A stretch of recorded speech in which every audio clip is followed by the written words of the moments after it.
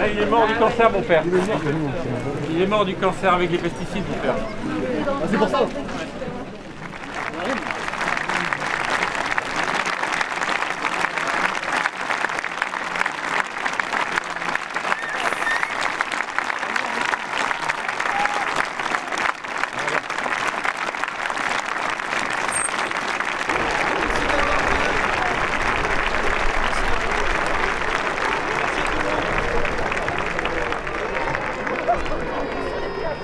Mon métier, c'est de parler aux gens, c'est de parler à tous les gens. Le jour où j'arriverai plus à parler à tous les gens, je ne pourrai plus faire mon métier. Je vais essayer d'être assez, comment on va dire, précise pour vous faire un peu la chronologie des faits, pour que vous puissiez vous rendre compte comment ça intervient. En 2010, sur RKB, nous donnons la parole aux opposants au projet de porcherie de Trébrivant, 880 truies, 880 maires. Les porteurs de projet, on les a contactés, on leur a proposé de prendre la parole. Ils n'ont pas voulu s'exprimer. Donc, on donnait la parole aux opposants. Pendant l'émission en direct, le maire de la commune a téléphoné pour nous dire « Je suis en train d'écouter la radio, votre subvention, c'est terminé. »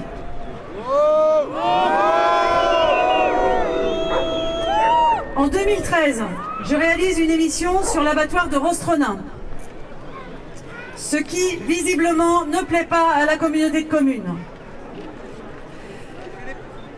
À partir de là, la radio ne reçoit plus aucune information ou invitation au point presse par la communauté de communes.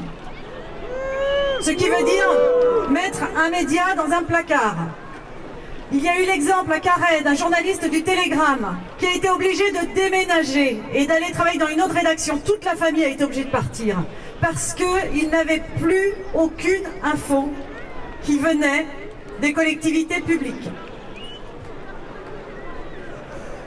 En 2017, je témoigne au micro d'Inès Léraud, la courageuse journaliste auteure de la BD Algues vertes, l'histoire interdite.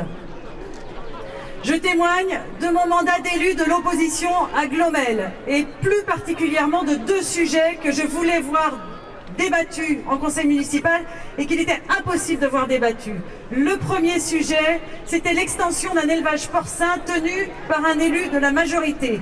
Et le second, c'était une pollution très préoccupante sur le site de Triscaliac-Glomel, une pollution qui date des années 90 et qu'on m'avait rapportée.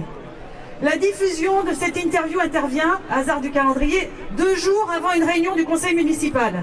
Je suis prise à partie par plusieurs élus très en colère à la fin du conseil. 3 mois plus tard, sont votées à Glomel les subventions aux associations et RKB perd sa subvention. Interrogé par Inès Léraud, revenue enquêter, le maire et la première adjointe disent que je me suis exprimée de façon incorrecte. Pour nous, Morgane Large, l'élu et la radio, c'est la même personne. Et c'est pour cela que le conseil a voté contre la subvention. Alors moi, ça me pose quand même énormément de questions. Parce que j'ai été élue 4 ans au conseil municipal à Glomel. Je n'ai jamais réussi à savoir quel était le budget total des subventions aux associations.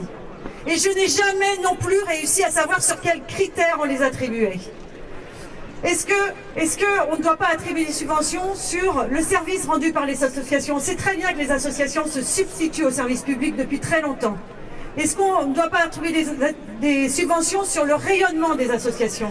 Eh bien là, les subventions, elles servent à punir ou à récompenser. À punir une parole qui ne plaît pas ou à récompenser un discours qui plaît parce qu'il parle de manière positive d'une commune ou d'élus. C'est pas normal.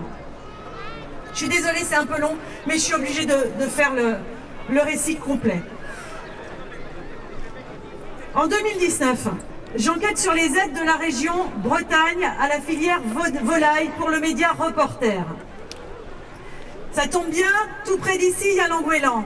Il y a un projet de poulailler de 120 000 animaux. J'enquête sur la politique de la région parce que la politique de la régionale, la politique de la région en matière agricole attribue des subventions à ces poulaillers, à ces constructions de nouveaux poulaillers, à hauteur de 50 000 €. C'est parfois plus quand ce sont des jeunes agriculteurs. Je lis les 295 courriers déposés pour l'enquête publique.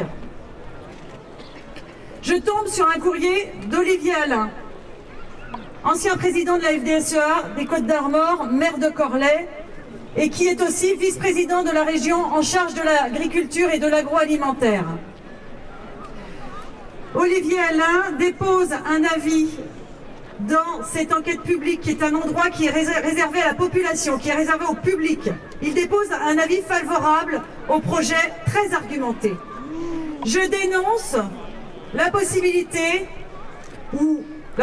des pressions qui sont exercées dans ces cas-là sur la commissaire enquêtrice, lorsque vous avez quand même le numéro 3 de la région qui dépose. J'enquête un peu plus loin et je me rends compte qu'il a déposé dans d'autres projets similaires sur d'autres départements bretons. En 2019 toujours, je témoigne de cette enquête dans un film intitulé « Bretagne, une terre sacrifiée ». On m'interroge dans ce documentaire aussi sur mon mandat d'élu et sur mon ressentiment en tant qu'habitante du territoire, parce que je suis avant tout habitante de ce territoire ici. La diffusion du film intervient en novembre 2020 et c'est un choc en Bretagne. Le journal Paysan Breton, journal détenu par Groupama, Eureden et le CNB, fait paraître une page entière, sur une page entière, un texte Georges Gallardon. Alors Georges Gallardon, c'est aussi le maire de Sainte-Tréfine, c'est aussi le vice-président de la communauté de communes, un des vice-présidents de la CCKB. Je vous cite un extrait pour ceux qui n'ont pas la chance de lire la presse agricole. D'ailleurs, la presse agricole aujourd'hui, elle est entièrement aux mains des grands groupes et de la FNSEA en Bretagne. L'article du Paysan Breton dit ceci, enfin le texte de Georges Gallardon. La Bretagne secouée par la désinformation sur France 5, comment une chaîne de télévision peut-elle diffuser autant de fausses informations sans s'assurer de la véracité de celles-ci? Et ce qui est bizarre, c'est que Georges Gallardon, il ne porte pas plainte contre France 5. Dès la sortie de ce documentaire, je reçois des appels la nuit. Des messages très menaçants sur les réseaux sociaux et notamment le Facebook de la radio. Du genre, il ne faudra pas vous étonner quand on viendra chez vous. La FNSEA Bretagne, qui s'appelle la FRSEA, publie une photo de mon visage sur Twitter associée à une critique virulente du documentaire. J'ai la sensation de devenir une cible. Nous sommes plusieurs témoins de ce film. Pardon.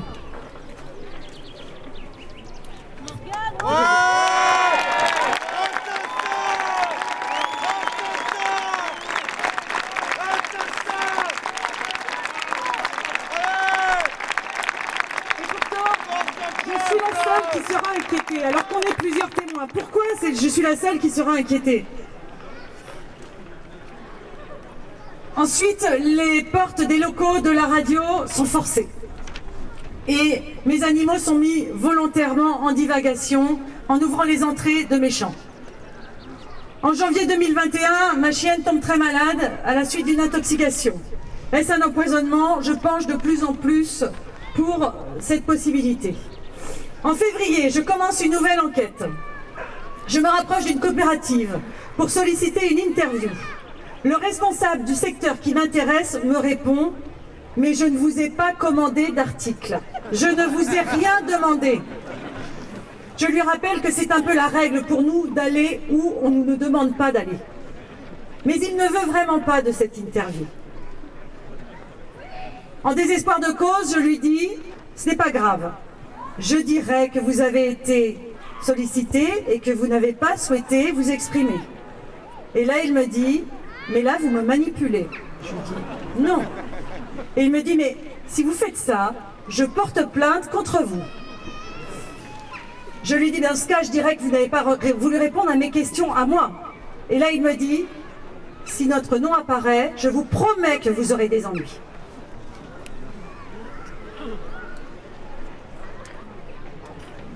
J'ai l'impression que les gens ne savent plus comment s'exerce la liberté de la presse.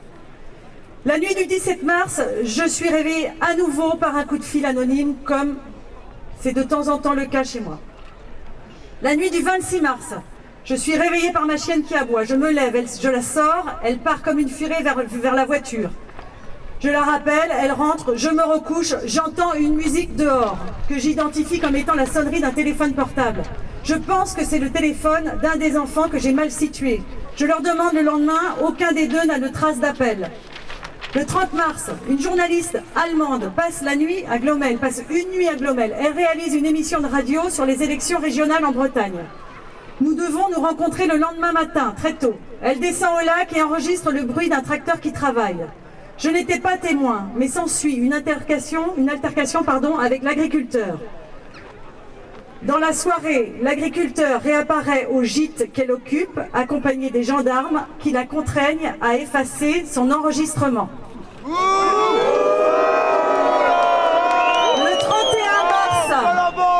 31 mars, s'il vous plaît, le 31 mars, je découvre dans mon allée un boulon de roue en marchant.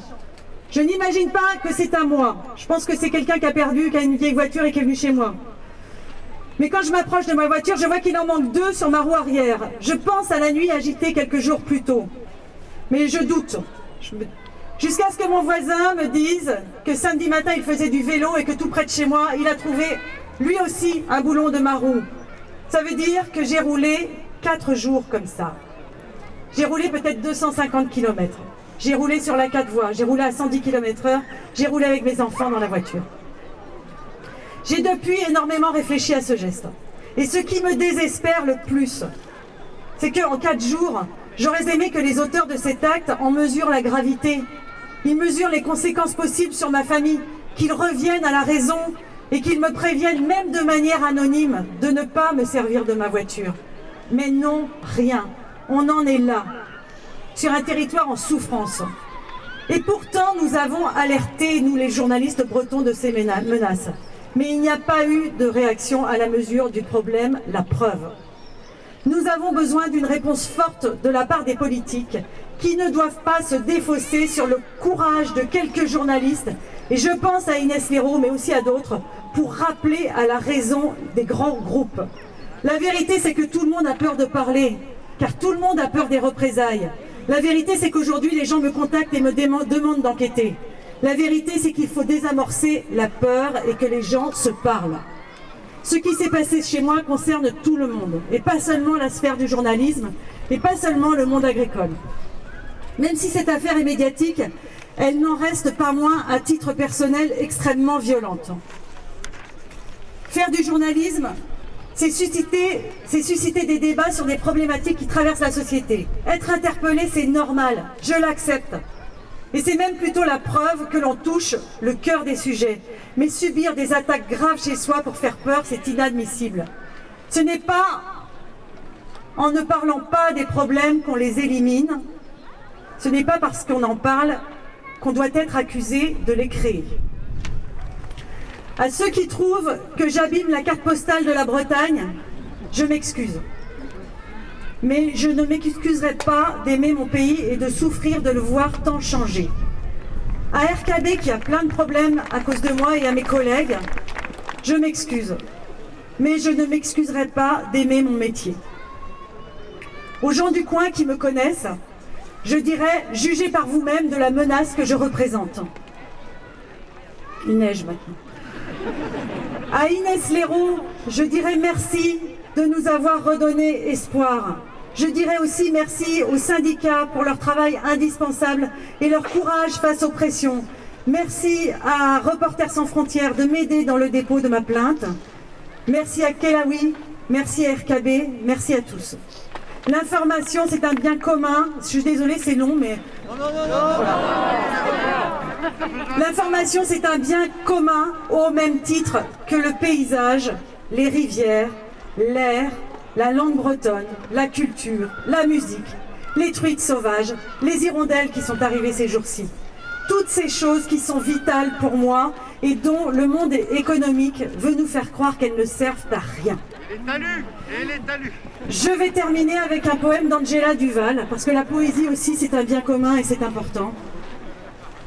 Angela Duval, c'est la poétesse bretonne du Trégor qui était aussi agricultrice. Et je trouve que dans son poème, elle exprime son rapport charnel à la terre et à la nature, et je me retrouve dans ces mots.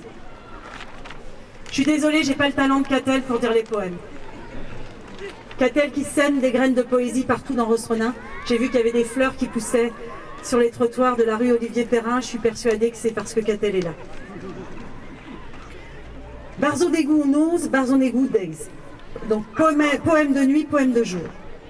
Si j'écris à l'ombre...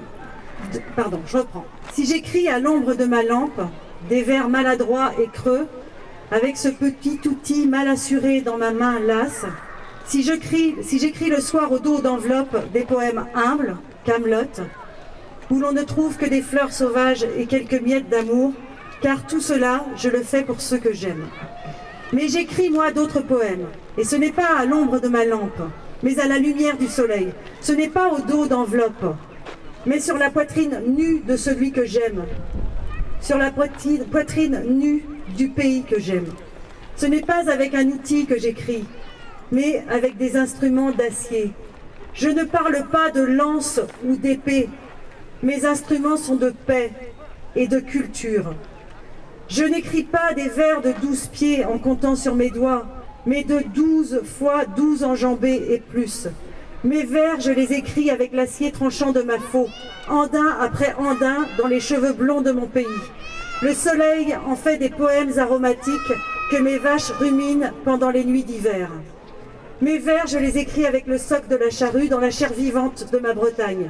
Sillon après sillon, j'y dissimule des graines d'or. Le printemps en fera des poèmes. Mer d'émeraude ondulant dans la brise. L'été en fera des étangs d'épis. Le vent d'août les mettra en musique et le cœur de la batteuse me chantera les journées ardentes du 8e mois. Les journées de peine, de poussière et de sueur. Mes poèmes sacrés et méprisés. Merci.